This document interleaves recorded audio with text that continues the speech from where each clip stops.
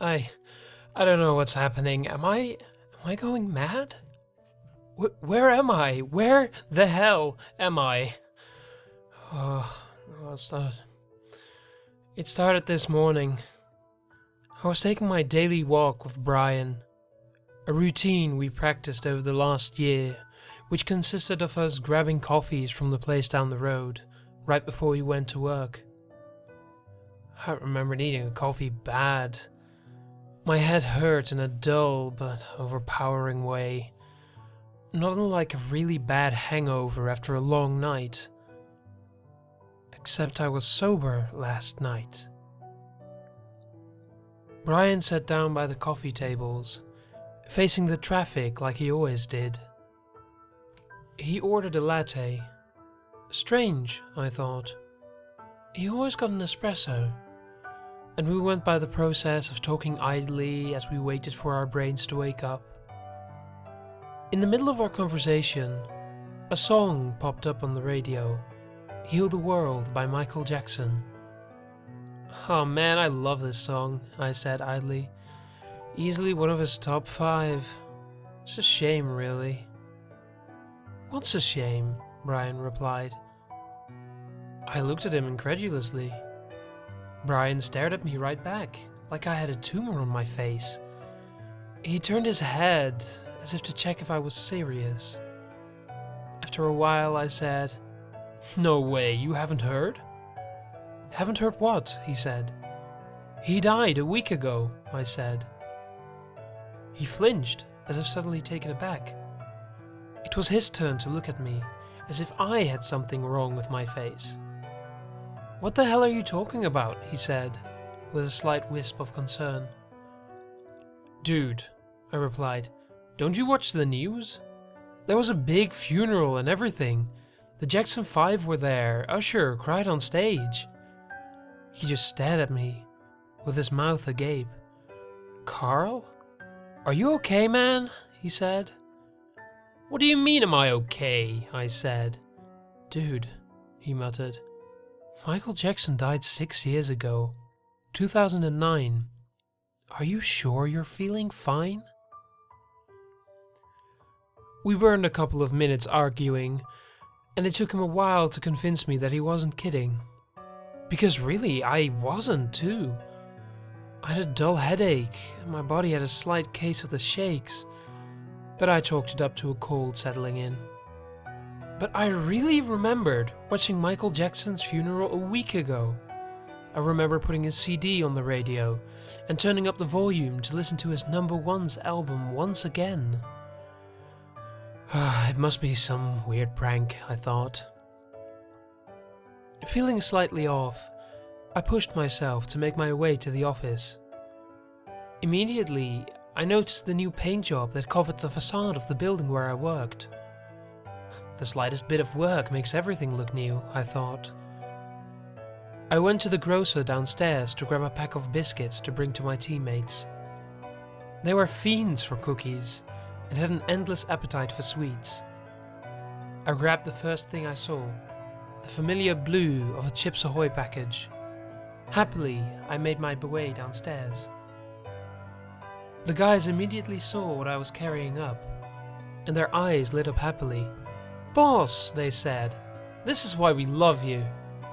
I high-fived them all as I unpeeled the cookies from the package.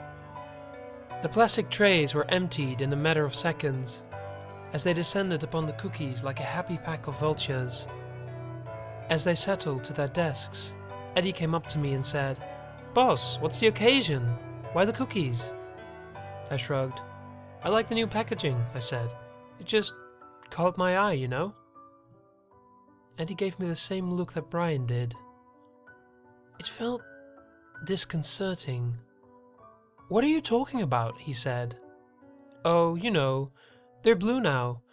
It's a good change from the red, I muttered.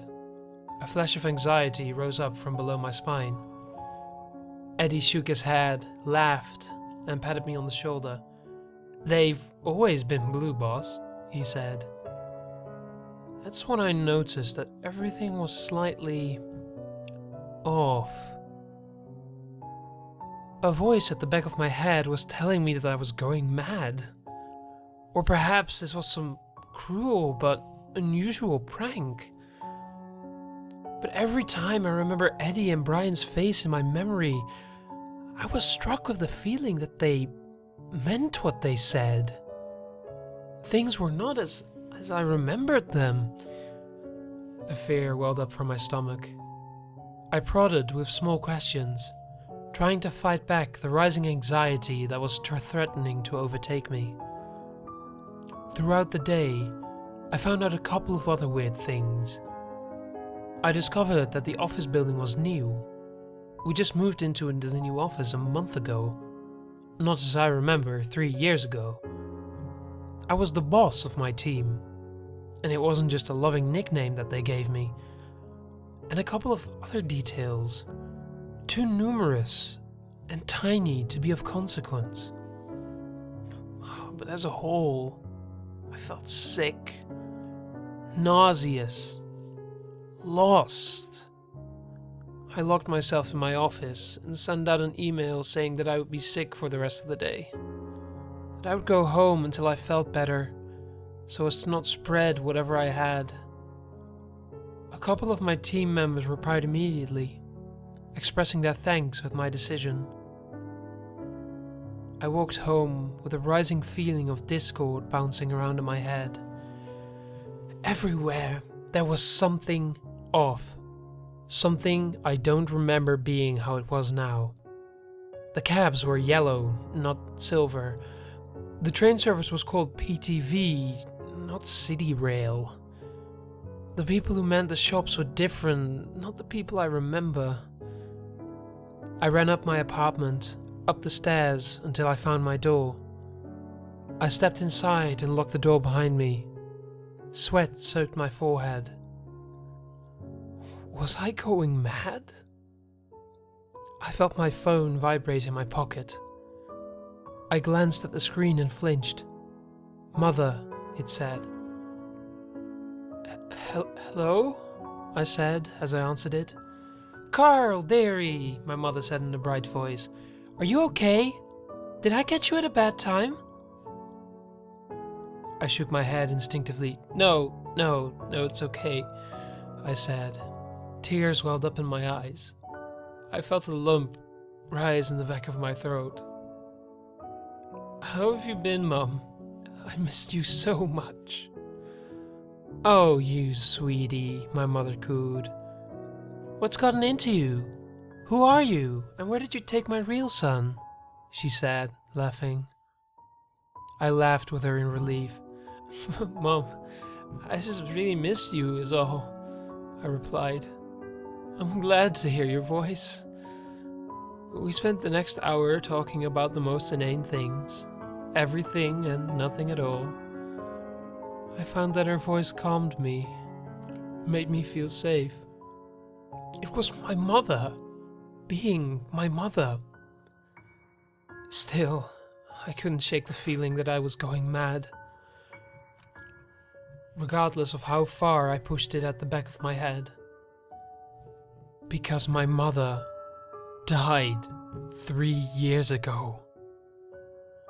Where the hell am I?